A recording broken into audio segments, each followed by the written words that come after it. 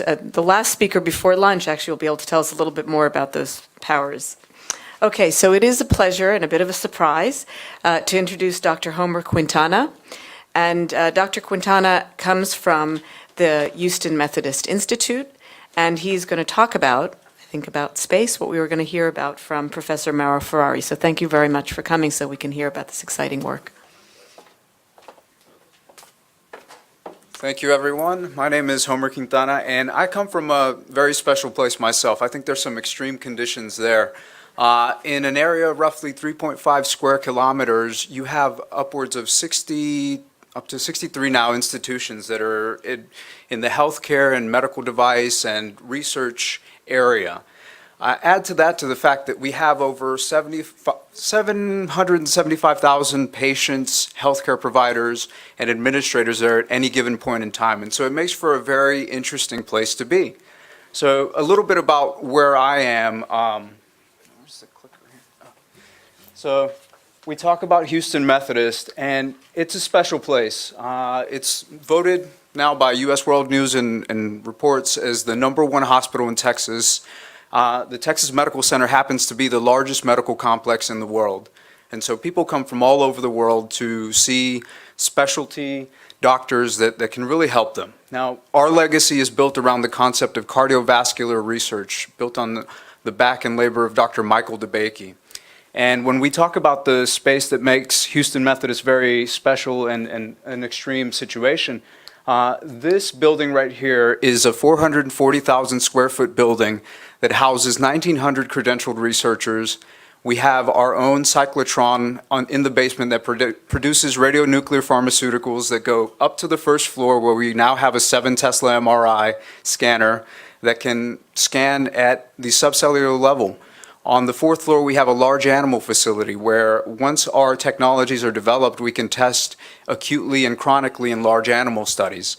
You move up to the 12th floor and we have a GMP facility where we can create drugs and medical devices for early phase 1, phase 2 human trials. And so being able to do all of that within one space, while at the same time being connected to the hospital system itself, you see some of the great things that are going on. We've got immunodiagnostics, RNA therapeutics being conducted by Dr. John Cook, precision pharmaceuticals, Dr. Mauro Ferrari's work in IMPGP-DOX, which is a nanoparticle drug driven towards the treatment of triple-negative breast cancer. And of course, artificial intelligence and bone regeneration, which I'll talk about a little bit more because that's more in my medical device area. And so I'm going to focus on some of the work being done by Dr. Alessandro Grattoni.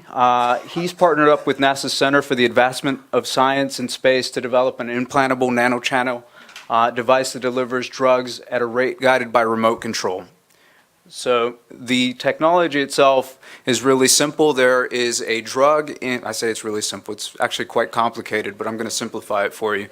The drug is in a microchannel and it diffuses through these horizontal walls that are nanochannels. And the size of the wall itself in this implantable device kind of lets you know how much drug is going to be diffusing through the space. And you can determine the size of the wall based upon the size of the drug that you're trying to deliver through the space. So we're going to work our way down to the nano level of these channels. And you see these molecules kind of bouncing around and moving through the space. And it's a very, here we go, now we're at the nanochannel. And it's a very small wall. So these drugs are moving through the space at a rate that is constant, and it's determined by, as I said, the size of the channel and the size of the drug. So you can theoretically deliver drugs over a long and extended period of time without having to worry about adherence, without having to worry about will a person just give up on taking the drug altogether. And this is, of course, built on the legacy of Dr. Mauro Ferrari, who developed the concept of nanofluidics based on micro-electromechanical systems and then how they were applied to biology, or biomems. And these applications have moved into drug delivery, cell transplantation, implantable sensors, and of course biomolecular separations. The nanochannel membrane is etched in silicon. It's about this big. It can grow up to about this big, and from that you render different size nanochannels. And of course you can see here there are different indications as to the channel itself and the nanochannel here, and you can basically make them as narrow or as wide as you want, which is the beauty of creating a system like this. This is quite a platform technology that you can use to deliver not just drugs but other agents. And it really comes in multiple sizes, everything from a capsule that's implantable to something the size of a quarter or a dime, to even smaller, the size of a button, which is tremendous. And based upon the payload that you're looking to deliver, you can then determine the size that you're going to be creating in terms of the implant itself. So as I mentioned, the nanochannel sizes, as small as 2.6, 200 nanometers. It's all dependent upon what it is that you want to do with the technology.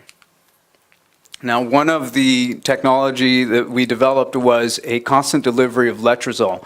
Now, it's effective in preventing breast cancer in postmenopausal women, but there is a problem in that it reduces estrogen, and at the same time, you create osteoporosis in people. And so adherence to a drug like this, when you're going through this preventive measure, is something that most patients don't really want to adhere to. They develop osteoporosis. They say, I don't really want to take that anymore. So we came up with the concept of creating this nano-implantable device, and you reduce the dosage because you're minimizing the side effects at the same time. You're using less drug, but it's getting to the site more efficiently. There's a potential to the alternative of the mastectomy. You don't really need to go out and get a mastectomy. You can have this implantable device technology. And as you can see here, this constant release curve of the drug as it's moving through the space. In vitro and of course in rats, and you're seeing it, and it's the beauty of the technology. You get the dosage that you're supposed to be getting over a long extended period of time. So of course we got associated with the concept of space in 2007 when we applied for this Heinlein Award, and we actually won it. And we didn't hear anything about it for about 10 years. It's NASA. We finally hear something, and we're going to be involved in a launch. So we want to get some of our technology tested in space. So we have this fateful mission with a SpaceX rocket. It's supposed to get to the ISS. It's going to deliver several tons of supplies and our experiment. And so we're very excited. And you see there Dr. Grattoni with his family. You see him there with Buzz Aldrin. You see him there making the rounds with the media, and there's Dr. Ferrari and his son, and there's the rocket, and everyone is very excited. This is the first time a technology developed by Dr. Mauro Ferrari, by Dr. Alessandro Grattoni, by anyone at the Research Institute is going up into space. And so I'm going to show you that launch. Hopefully, if this thing will play. Oh, come on.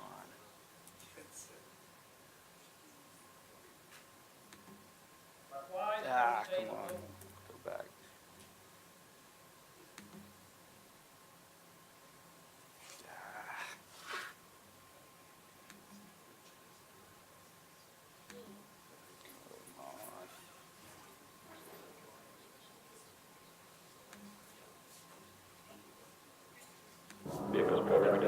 So it's launching beautifully. This is exactly what you expect. We're there on site.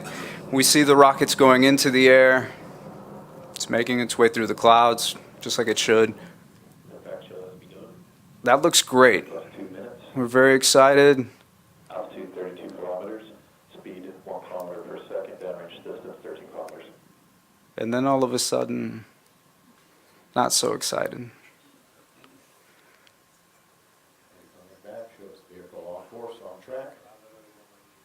Yeah. Rocket just blows up. And there goes our payload, there goes our experiment, there goes the hopes of creating something in space that will ultimately maybe benefit patients here on Earth. Ultimately, Dr. Grattoni he's upset, he's in shock a little bit, but he sees someone in the corner, the director of the spaceflight mission, is completely panicking. He walks over to him, he says, look, it's okay, you know, these things happen, as if he's done it before. And Dr. Ferrari notices it, and that day he realizes, you know what, you should be the department chair. It takes a lot of leadership under such duress to move forward and walk over and console somebody whose entire work has just gone up in flames, literally. And so he makes him this chair of the department, and we move forward with 8 new missions beginning then. We've launched 5 of those at this point and continuing to launch. So finally we get the ability to get our actual technology up and running.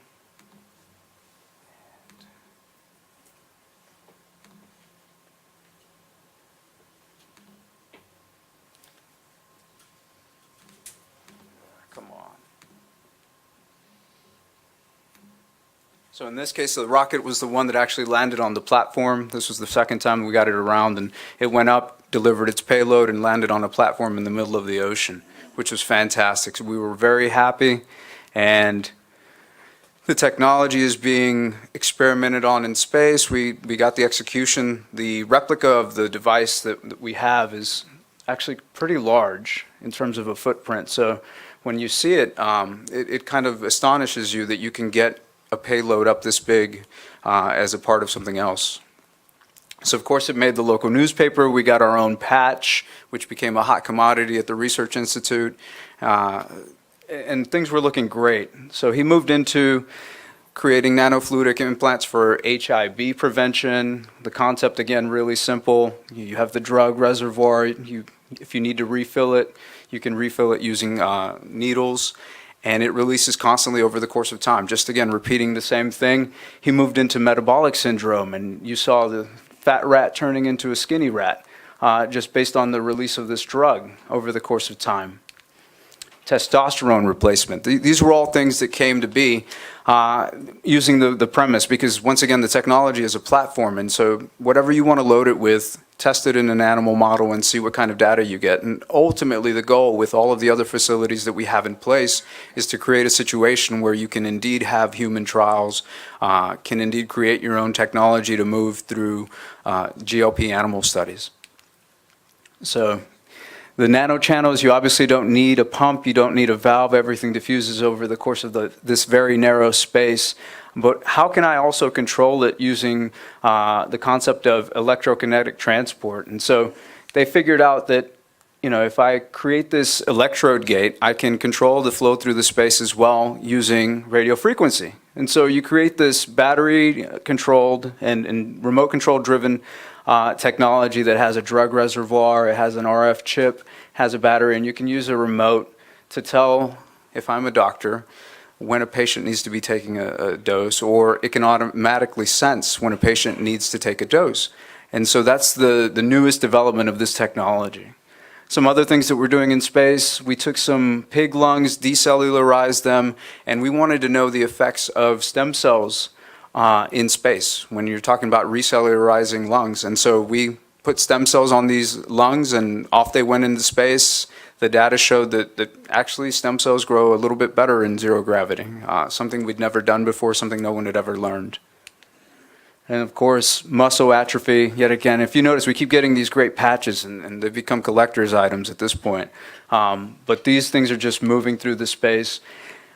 We got a little bit of publicity with Lamborghini when they realized, hey, we have some nanocarbon fiber material that we'd like to test with you guys. And so they're looking at testing about 16 different proprietary technologies for implantable medical devices. So something as simple as what you've seen with Dr. Grattoni's implantable device consisting of carbon nanofiber technology, or at the same time, implantable hips or implantable joints.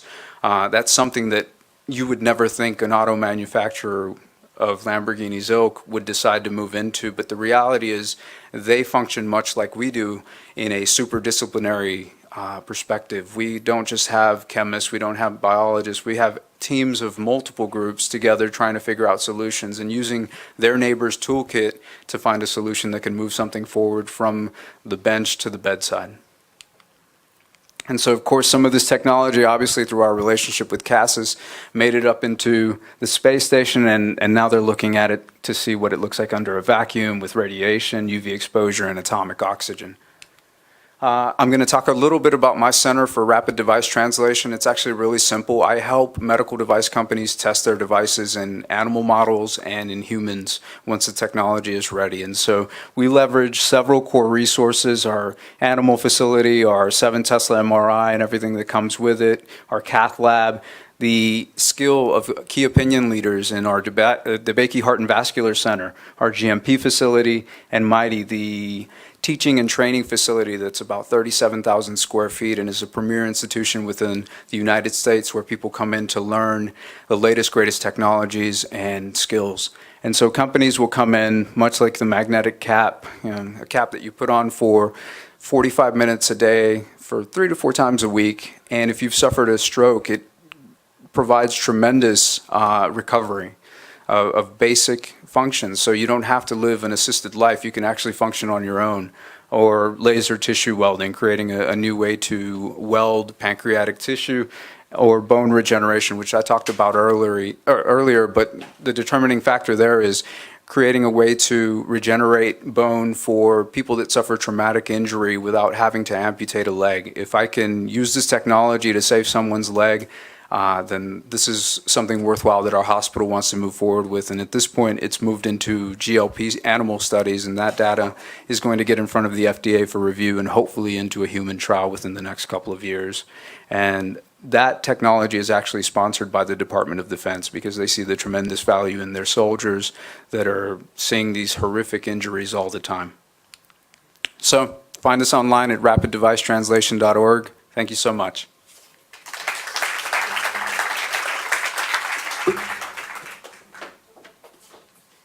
One burning question.